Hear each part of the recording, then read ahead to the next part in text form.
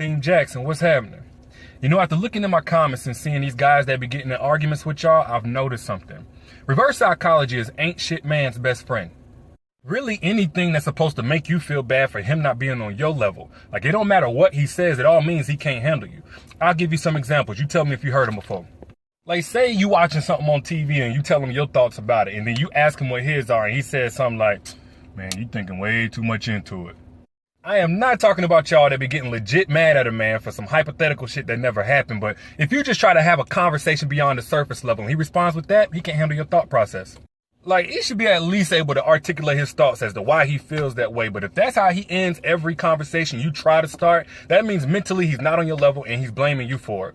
Or here's another one. Whenever he's been doing some suspect shit, so you ask him about it, that way you don't overreact, and he responds with, you know what, you acting real insecure right now. Like, how secure are you supposed to be when his actions are things that could breach security?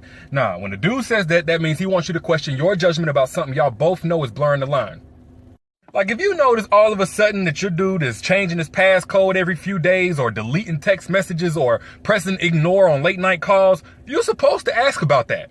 It's just like whenever you log into your online banking from a new device, it asks you further questions to verify your identity. Not because you're doing something wrong, but they want to make sure that you're not. So when you ask a dude about a new friend girl that you ain't never met or any of his actions that make you raise an eyebrow, that's not you being insecure, that's you verifying his identity that he's not a fuckboy. Another thing he'll say when he can't handle you is like whenever he try to pop up on you without prior notice or invite you over to his house but you not having it, so he says, you ain't even giving me a chance. But what he really means is, it ain't got nothing to do with you not giving him a chance, it just means he can't handle the amount of effort you require for a man to stand a chance. I go to the gym all the time and see dudes trying to lift weights they ain't got no business trying to lift. And it's not that the weights won't give them a chance, they just don't have what it takes to put forth the amount of effort that's required for that weight. Sad part is, some guys will tell a woman that she's not giving him a chance and she'll actually make herself lighter, instead of telling him he needs to either get his weight up or go to some weight that he can handle. No, you need to make the effort required to get close to you not up for negotiation, because in that case, the only chance that you're not giving is one to a man who's trying to waste your time. Or here's one. When a dude invites you out to a ratchet-ass hood spot and you give him a better suggestion, or he's texting you with shit grammar so you clarify what he means and he says, see, you think you all that. Actually, if by all that he means you don't want to go places frequented by 40-year-old SoundCloud rappers that never made it and you prefer coherent sentences in your conversations, then he might be right.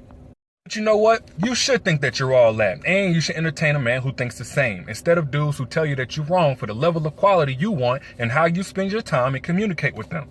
Alright, I'll give y'all one more example. Like when a dude says, see, all that you want from a man, that's unrealistic shit. Thinking like that, you gonna stay single.